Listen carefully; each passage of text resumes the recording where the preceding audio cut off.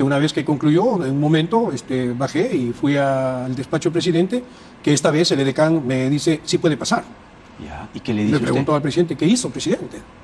Y bueno, el presidente me quedó mirando, un poco casi perturbado, y no alcancé a escuchar la respuesta concreta que me habría dado o me dio. Y bueno, observándole, dado el momento tenso, pasé a retirarme. Y lanzaron una preocupación que aparentemente el presidente no había salido de Palacio, que se había guarecido en un ambiente de la residencia presidencial. Algo que motivó en ese momento, sin conversar, mirándonos situaciones de mayor tensión. Entonces él, con una preocupación tan natural, y de igual manera en mi parte, es una situación ya humana, como que que se había encerrado en un ambiente. Por supuesto, pensando en lo que cualquiera podría pensar.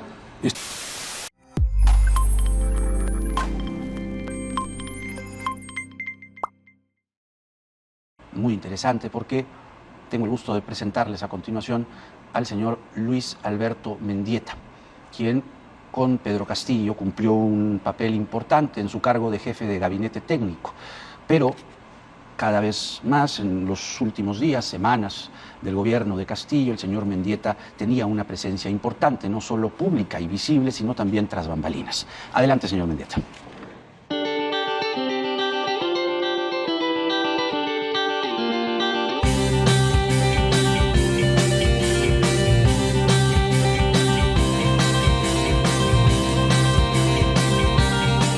Gracias por venir, señor Mendieta. Gracias a usted por la invitación.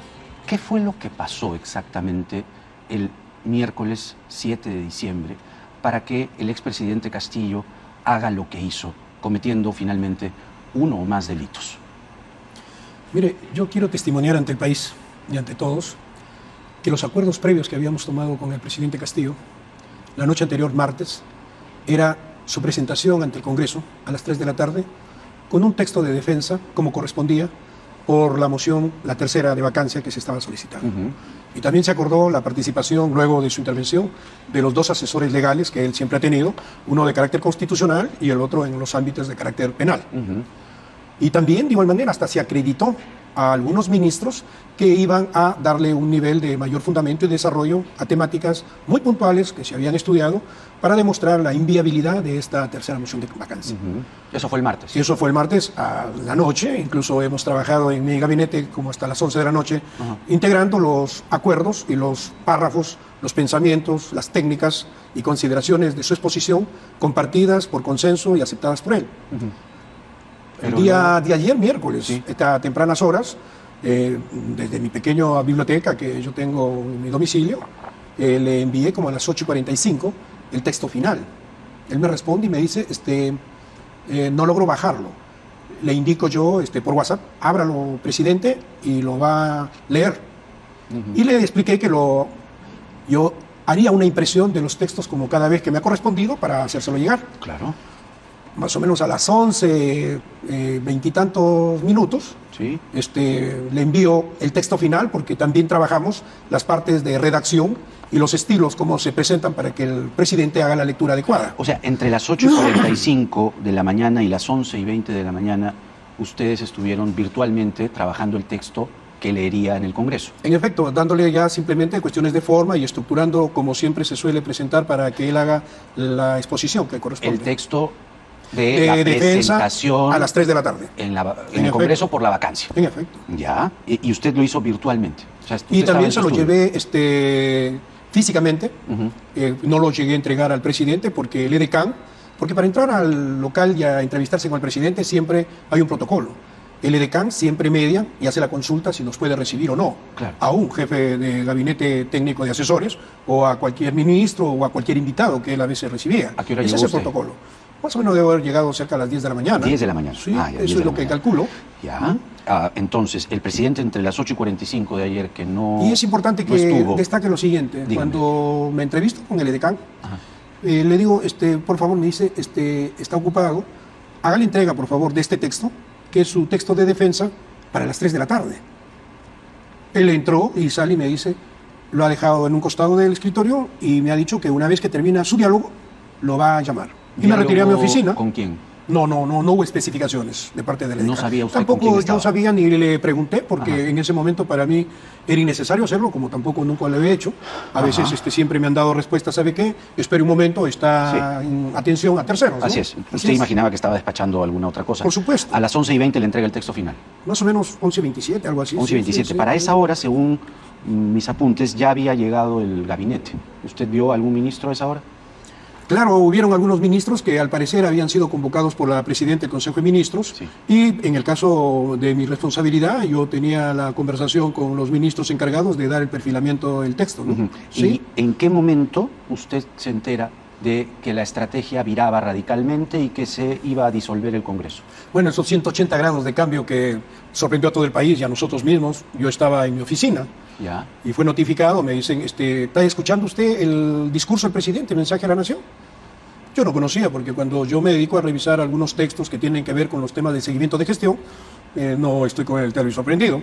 Tuve que prender y escuché toditito el discurso del presidente, que había dado un vuelco total a los acuerdos previos, a los documentos centrales que se le habían participado y a la línea de defensa de su no vacancia, Claro. dentro de un Estado constitucional de derecho y haciendo las argumentaciones que correspondían, ajustados siempre a derecho. Ahí está el documento que en cualquier momento pueden conocerlo cualquier periodista o quien necesite conocerlo. Sí, nos gustaría. Ujú. ¿Y qué hace usted en ese momento cuando ve la televisión al presidente? Bueno, la sorpresa y el momento que genera una tensión, una medida de esta naturaleza. Una vez que concluyó, en un momento bajé y fui al despacho del presidente, que esta vez el edecán me dice, sí puede pasar. Ya. ¿Y qué le Le dice usted? pregunto al presidente, ¿qué hizo, presidente? Y bueno, el presidente me quedó mirando, un poco casi perturbado, y no alcancé a escuchar la respuesta concreta que me habría dado o me dio. Y bueno, observándole, dado el momento tenso, pasé a retirarme, y eso es lo que hice. O sea, cuando usted le pregunta qué ha hecho presidente, Sí. él no logra Él a dejarse veces entender. tenía un estilo de hablar con voz muy baja, como ustedes lo deben haber percibido, a veces voz un poco media, alta y a veces muy baja. Esta vez fue muy baja. No le Y entendió bueno, nada. la distancia es más o menos así como la que estamos yo y usted, ¿no? Ajá. Pero no le entendió qué cosa le No, respondió. pero fue muy lapso también la Ya. respuesta. Y después Y de eso, ¿qué inmediatamente yo pasé a retirarme. hizo? Ya. Eso fue mi reacción. O sea, usted en ningún momento sabía de este discurso. No, en absoluto, no conocíamos en absoluto de un discurso alternativo para ese horario de la mañana y con las características que todo el país conoció. Ajá. ¿Quién lo escribió, quién lo redactó? Lo desconocemos. Todos hemos sido sorprendidos. Y en segundo lugar, es bueno decirlo, ¿qué motivos le llevó al presidente a hacer un cambio tan brusco de una intentona de ruptura del Estado constitucional de derecho? Solo él lo sabrá. En todo caso, le explicará en su debido momento a quienes corresponde hacer las preguntas y lo explicará al país a través de ellos, ¿no? Claro, pero digamos, cuando usted le dice qué ha hecho presidente, él dice algo, balbucea, ininteligible. Yo puedo pensar de que recién estaba dándose cuenta del grasísimo error que había cometido, ¿no? Como es natural. Así. Imagínese un cambio de 180 grados de un momento a otro, un cambio tan disruptivo para entendernos mejor. O sea, lo vio básicamente obviamente el sombrío. impacto emocional que en uno Usted. genera una situación de ese tipo. No, claro. Póngase usted en una situación así, ¿no? No, Imagínese. no, Y bueno, imagínese. él lo ha experimentado. Pero bueno, eso es el testimonio y le digo al país que eso es lo que ha ocurrido. ¿Quién estaba con el presidente cuando hizo lo que hizo? Bueno, no he logrado identificar, hubieron algunas personas en el lado derecho ya cuando yo salgo, y sí lo encontré, porque estaba próximo a la puerta, al ministro de Defensa, ¿no? El señor Bobbio. Sí. Y que él puede haber tenido algún tipo de No lo puedo injerencia. aseverar, porque No. también pudo haber entrado después del discurso, no lo sé. Pudo haber estado, tampoco lo sé, no lo puedo afirmar. Ajá. Lo real es que a la hora que yo salía, por estar pegado a la puerta de salida, lo observé, incluso me acerco y le digo, ¿usted conoce esto? ¿Conocía? ¿Y Me miró, no me dio respuesta y salí, porque realmente la relación con el ministro de Defensa no hemos tenido la oportunidad de interactuar. Perdón, no hemos tenido mucha oportunidad. ¿Usted? 2 días, creo, de ministro. ¿no? Ajá. Usted era muy cercano al presidente. Por lo menos eso es lo que se veía y esa es la información que se transmitía. Y eso justamente hace desconcertante que él haya tomado esta decisión con un grupo tan pequeño que nadie logra identificar. Claro, yo le digo, ¿no? El trabajo del gabinete técnico no siempre era estar permanentemente con el presidente. Eso es lo que de repente es una percepción equivocada de afuera. Era ocasional, como debe ser, las veces que me requería, las veces que yo tocaba la puerta para iniciativas, para consultas y también para rendimiento de información respecto a ciertas temáticas de los trabajos sectoriales que impulsaba mi gabinete, que él tenía que conocerlo. Algunas conformidades de algunas iniciativas que él ponía en consulta, que venían de los sectores, como es el trabajo técnico de un gabinete, un pequeño gabinete compuesto por muy pocas personas. Cuando usted sale del despacho, entonces, ¿a dónde se va? Porque A mi oficina, retorno a mi oficina. ¿Y siguió haciendo su trabajo Bueno, dése normal, cuenta o? que la situación no era una situación normal, No, pues. rutinaria, todo era ya muy irregular, ya generaba una tensión tremendo, un discurso de la naturaleza que todo el país se impactó, y ahí nomás, en poco momento, vemos al presidente que empieza a salir, dan informaciones que el presidente salía de Palacio. Con sus cosas y su familia. Bueno, es lo que hemos visto ante el país por la televisión, yo mismo lo he visto por la televisión. ¿Y luego de eso qué hace usted? Bueno, hemos salido hacia la parte del pasillo, donde todos estaban conmocionados, un poco alborotados, militares, policías, personal de servicio, y que incluso, debo testimoniar, el jefe de la Casa Militar empezó a tener una preocupación, el general Mariscal, es su apellido, o su nombre quizás, no he tratado mucho con él, y lanzaron una preocupación que aparentemente el presidente no había salido de Palacio, que se había guarecido en un ambiente de la residencia presidencial, algo que motivó en ese momento, sin conversar, mirándonos situaciones de mayor tensión. Entonces él, con una preocupación tan natural, y de igual manera en mi parte, es una situación ya humana, Como que que se había trasciende cualquier encerrado tipo. en un ambiente. Por supuesto, pensando en lo que cualquiera podría pensar, me acompaña, señor Mendieta, para verificar. Bueno, usted tiene autoridad aquí de abrir locales, porque el jefe de la Casa Militar custodia todo el local. Lo acompañé, él dio la orden para que le abran la puerta y llegamos hasta el ambiente que supuestamente estaba encerrado el presidente y no era tal cosa, estaba el personal de servicio.